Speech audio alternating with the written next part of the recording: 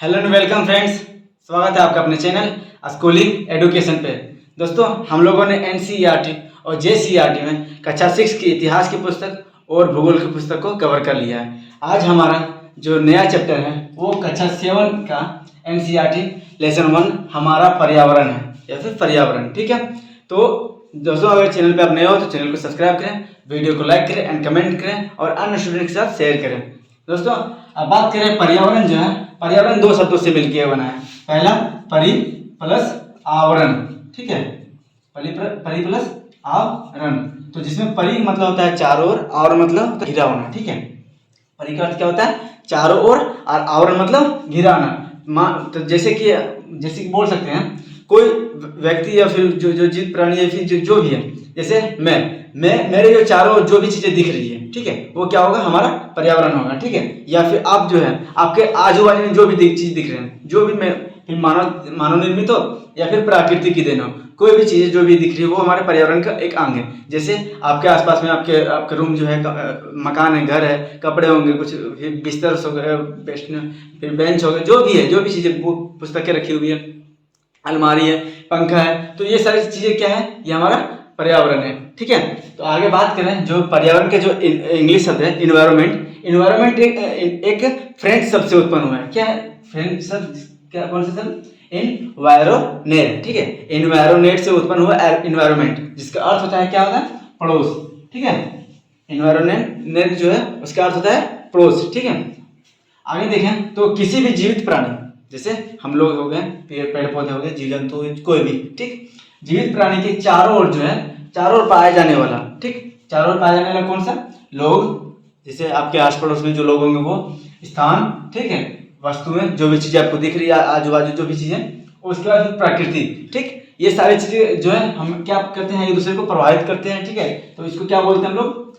पर्यावरण बोलते हैं। ठीक है दोस्तों, आगे बात करें पर्यावरण के घटक के बारे में, तो पर्यावरण के मुख्य रूप से दो घटक होते हैं, प्राकृतिक पर्यावरण और मानवीय पर्यावरण।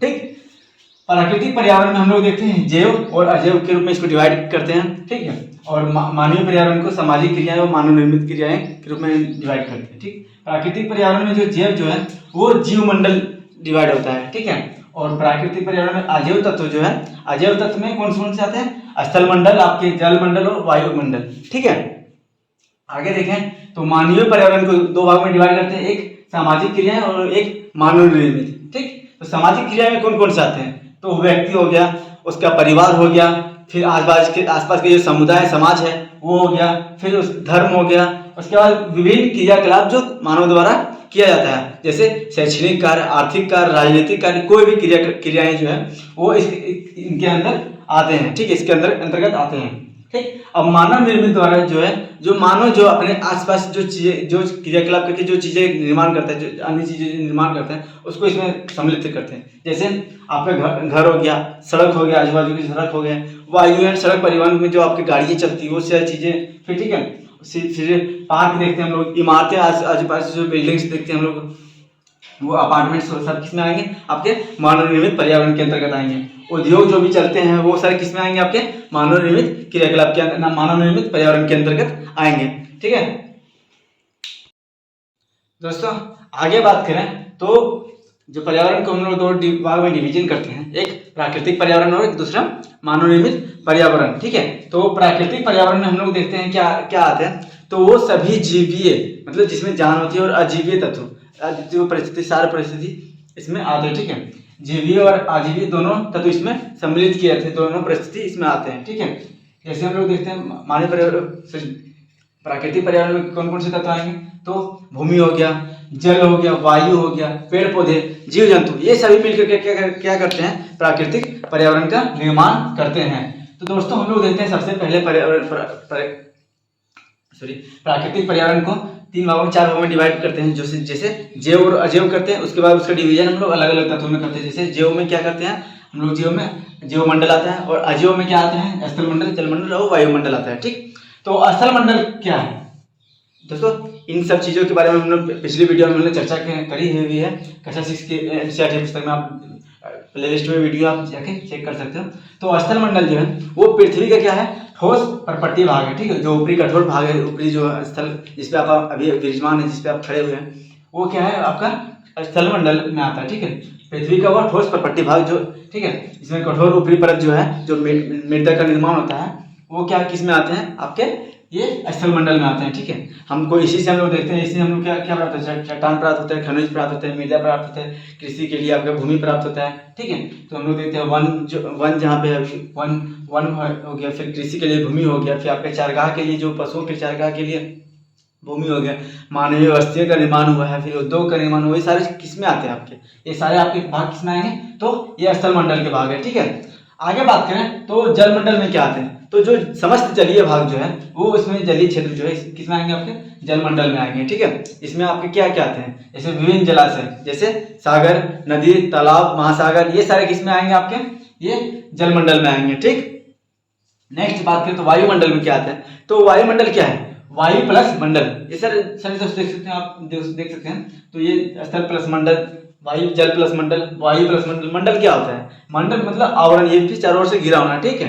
तो वायु जो पृथ्वी के जो चारों ओर से वायु के पतली परत जो है, गैसीय परत जो है, उसको क्या बोलते हैं हम लोग, वायु मंडल कहते हैं, ठीक। तो ये वायुमंडल जो है पृथ्वी के गुरुत्वाकर्षण बल के कारण पृथ्वी पे टिकी हुई है, ठीक है दोस्तों।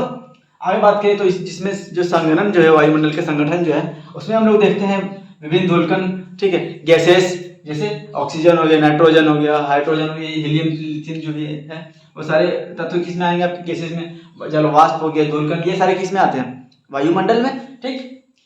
दोस्तों कमेंट में बताएंगे कि सबसे ज्यादा कौन सा गैस वायुमंडल में आपके विराजमान है और सबसे कम, ठीक।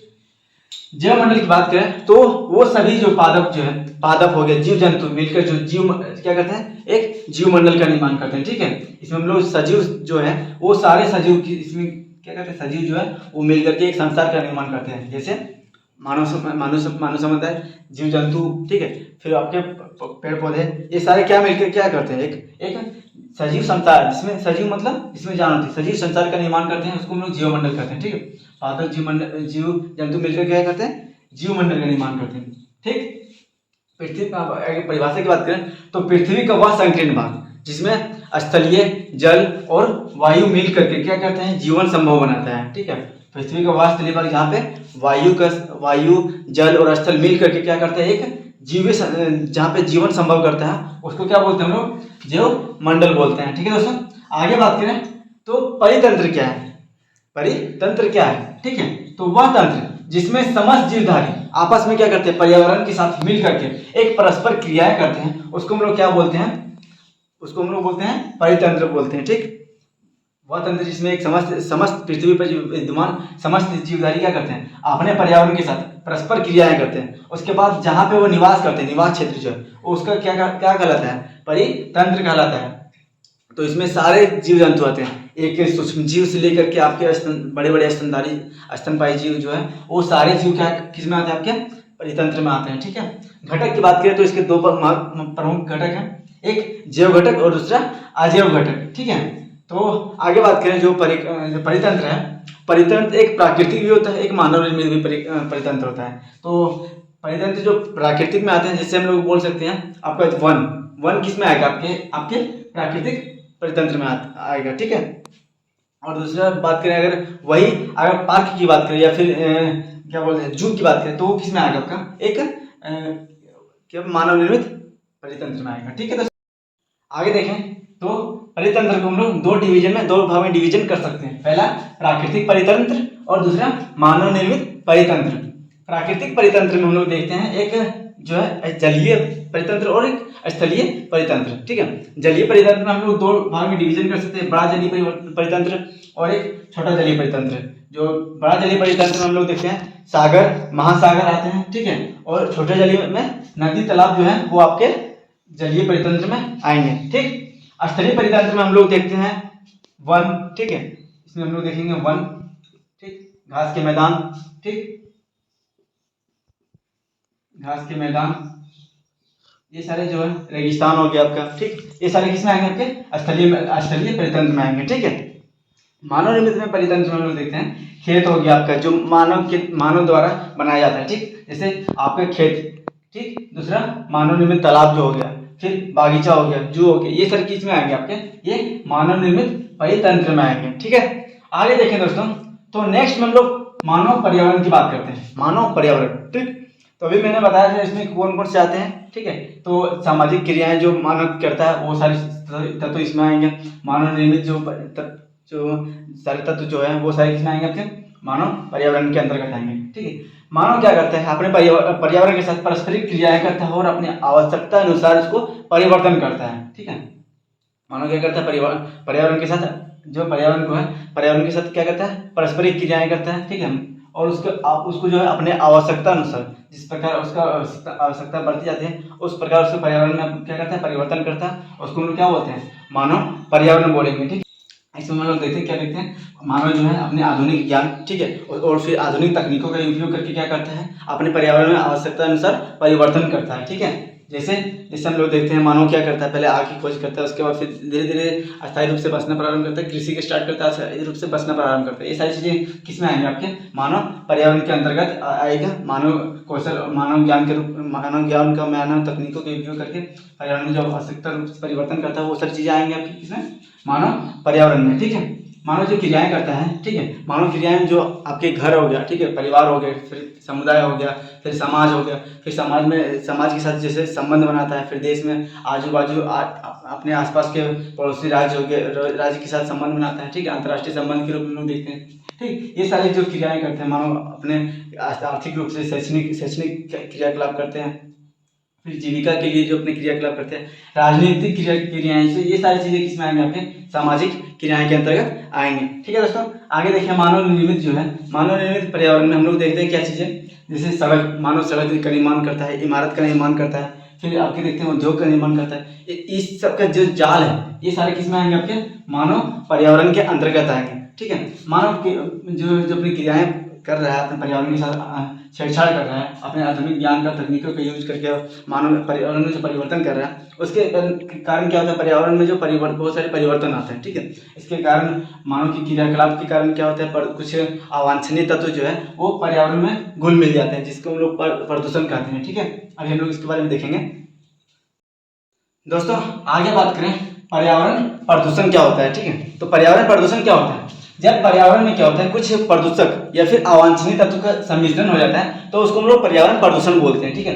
पर्यावरण में अवांछनीय तत्वों का मिश्रण होना पर्यावरण प्रदूषण कहलाता है, ठीक है। प्राकृतिक वातावरण में क्या होता है, प्राकृतिक वातावरण में परितंत्र में अस्थिरता उत्पन्न हो जाती है। पर्यावरण प्रदूषण के क्या कारण होता है, उसके कारण प्राकृतिक वातावरण में क्या हो जाता है, जो प्राकृतिक वातावरण और परितंत्र में अस्थिरता उत्पन्न हो जाती है और सामान्य जीवन जो है वो असुविधा उत्पन्न होने लगता है, ठीक है। हम लोग देखते हैं दोस्तों, इसके प्रकार की बात करें तो पहला वायु प्रदूषण, दूसरा जल प्रदूषण, तीसरा मृदा प्रदूषण और ध्वनि प्रदूषण। इसके अन्य प्रकार भी होते हैं, मुख्य रूप से हम लोग 4 प्रकार को देखते हैं, ठीक है। इसमें वायु प्रदूषण में क्या होता है, जब वायु में, ठीक है, वायु में अवांछनीय तत्वों का मिश्रण हो जाता है, जैसे धूलकण बढ़ जाना या फिर फैक्ट्री के द्वारा जो धुआं निकलता है, ठीक है, वो सारी चीजें किसमें आएंगे, फिर गाड़ियों का धुआं, फैक्ट्री का धुआं, जो आप लोग कोयला यूज करते हैं, हम लोग कोयला यूज करते हैं, उसका धुआं, फिर लकड़ी जलाया जाता है उसका धुआं, ये सारी चीजें किसमें आती है, वायु प्रदूषण। जब हम लोग कीटनाशक छिड़काव करते हैं, ठीक है, तो वो भी हवा में क्या होता है, मिश्रण हो जाता है। ये चीजें क्या करती हैं, वायु को प्रदूषित करती हैं। इसको क्या बोलते हैं, वायु प्रदूषण बोलते हैं, ठीक है। दूसरा बात करें तो जल प्रदूषण। जल में क्या होता है, जब जल में प्रदूषक तत्व जो है वो मिश्रित हो जाते हैं। जैसे हम लोग फैक्ट्री से जो क्या होता है, फैक्ट्री का जो कूड़ा कचरा होता है नाली में बहा दिया जाता है, पानी में, ठीक है। हम लोग तालाब में क्या पहले क्या होता था, लोग वहीं पे जाके मवेशी को धो रहे हैं, वहीं पे स्नान कर रहे हैं, वहीं पास में सोच कर रहे हैं। ये सारी चीज़ें के कारण जल को क्या होते थे, प्रदूषित हो जाते थे। हम लोग जो छिड़काव करते हैं या फिर कीटनाशक डालते हैं खेतों में, या और जो क्या बोलते हैं, जो जैव उर्वरक डालते हैं, हम लोग उर्वरक जो डालते हैं, वो सारी चीज़ें क्या होती हैं, जल को प्रदूषित करती है, ठीक है। नेक्स्ट मृदा प्रदूषण।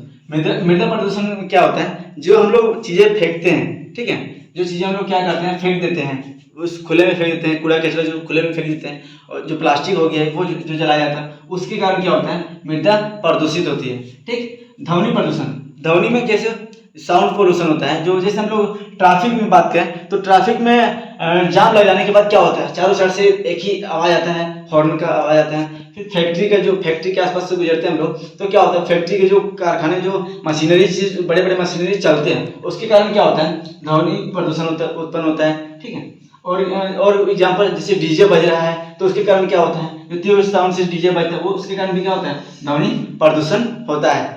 ठीक है दोस्तों, आगे बात करें जलवायु परिवर्तन के कारण परिवर्तन। ठीक है, तो क्या होता है, जो अवांछनीय तत्व है, जो बहुत ज्यादा मात्रा में घुल मिल जाते हैं, उसके कारण क्या होता है, जलवायु में परिवर्तन प्रारंभ हो जाता है। ठीक है, हम लोग देखते हैं जलवायु में परिवर्तन के कारण जो है, ये पृथ्वी का जो तापमान है वो क्या होता है, वो बढ़ जाता है, तापमान में वृद्धि हो जाता है, जिसको हम लोग क्या बोलते हैं, ग्लोबल वार्मिंग, या हिंदी में भूमंडलीय ऊष्मन कहते हैं। ठीक है, जो ग्लोबल वार्मिंग है उसको क्या होता है, ग्रीन हाउसेस गैसेस, जो गैसेस में वृद्धि होती है, ग्रीन हाउस गैसेस उसको प्रभावित करते हैं। तो ग्रीन हाउसेस गैसेस कौन कौन से हैं, तो CO2 कार्बन डाइऑक्साइड जिसको बोलते हैं, CFC क्लोरोफ्लोरोकार्बन, और तीसरा ओजोन जो है, ये तीनों जो है जो ग्रीन हाउस गैसेस में आते हैं। ठीक है, और ये क्या करते हैं, इसमें वृद्धि जो होती है, तो ये क्या होता है, वो ग्लोबल वार्मिंग के उत्तरदायी होते हैं, ग्लोबल वार्मिंग को प्रभावित करते हैं। ठीक है, ठीक है, ये क्या करते हैं, भूमंडलीय का तापमान बढ़ाने का कार्य करते हैं। कौन कौन,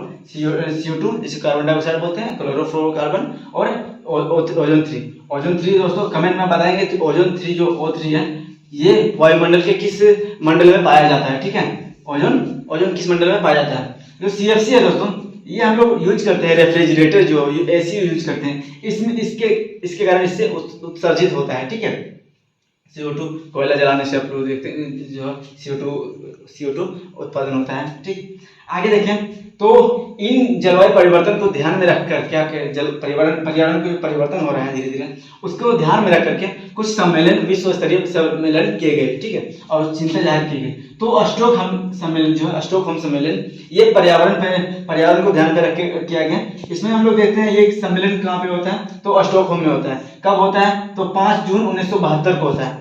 दोस्तों अब हम लोग जो 5 जून को विश्व पर्यावरण दिवस मनाते हैं, तो ये स्टॉकहोम सम्मेलन के आयोजन पे बनाया जाता है। ठीक है, 5 जून को हम लोग 5 जून को क्या करते हैं, वर्ल्ड विश्व पर्यावरण दिवस। ठीक है, आगे बात करें पृथ्वी सम्मेलन जो है, वो 1992 में हम लोग देखते हैं, ब्राजील में 1992 में रियो डी जेनेरियो में। ठीक है, पृथ्वी सम्मेलन होता है। ठीक, नेक्स्ट बात करते हैं क्योटो सम्मेलन, ये कहाँ पे होता है, तो क्योटो प्रोटोकॉल जो है वो 1997 में जापान में होता है। ठीक है, इसमें बहुत सारे क्या बोलते हैं, कुछ प्रस्ताव पारित होते हैं, इसको विश्व स्तर पर मानना होता है और उसको अपने देश में लागू करना होता है। ठीक है, इसी तरह हम लोग देखते हैं भारत में क्या किया जाता है, भारत में 2005 को आपदाएं, जलवायु परिवर्तन के कारण क्या होता है, आपदाओं की संख्या में बढ़ोतरी होती है। जहाँ पे बारिश नहीं होना होता है, वहाँ पे बारिश होने लग गया है, जहाँ पे बारिश होती थी वहाँ पे बारिश की संख्या में कमी आ गई। ठीक है, जैसे दिल्ली का क्षेत्र में हम लोग देखते हैं अभी बाढ़ का कारण बाढ़ आता है हमेशा। ठीक है, और जो महानगर है वहाँ पे देखते हैं हम लोग बाढ़ की संख्या बढ़ोतरी हो रही है, और आजू बाजू के क्षेत्र में जहाँ पे हमेशा बारिश होती थी वहाँ पे बारिश नहीं हो रहा है। आप बिहार की बात करें तो जो बिहार का उत्तरी नदी है, ठीक है, बिहार मान लो बिहार है, तो बिहार के जो उत्तर क्षेत्र की जो नदियां हैं, ठीक है, उसमें भी बारिश के कारण वहाँ पे पानी है, और क्योंकि हिमालय क्षेत्र में बारिश हो रहा है, ठीक है, तो इसके कारण उसमें पानी है। और जो दक्षिण बिहार की जो नदियां हैं, दक्षिण बिहार की नदियां, वो नदियां सूखी पड़ी हुई है। ठीक है, ये कारण किसके कारण है, तो ये जलवायु परिवर्तन के कारण है। ठीक है, आगे देखिए भारत में जो है आपदा प्रबंधन अधिनियम लाया गया, ठीक है, 2005 में। किस कारण से, आपदाओं से जूझने के लिए, आपदाओं से लड़ने के लिए। ठीक है, और 2006 में क्या किया गया, NDRF का गठन किया गया, आपदा प्रबंधन फिर रिलीफ जो नेशनल डिजास्टर रिलीफ फोर्सेस। ठीक है, इसका फुल फॉर्म होता है, 2006 में ये आया। ठीक है दोस्तों, अगर जानकारी अच्छी लगी तो वीडियो को लाइक करें, कमेंट करें, और अदर स्टूडेंट के साथ शेयर करें। ठीक है, धन्यवाद, जय हिंद।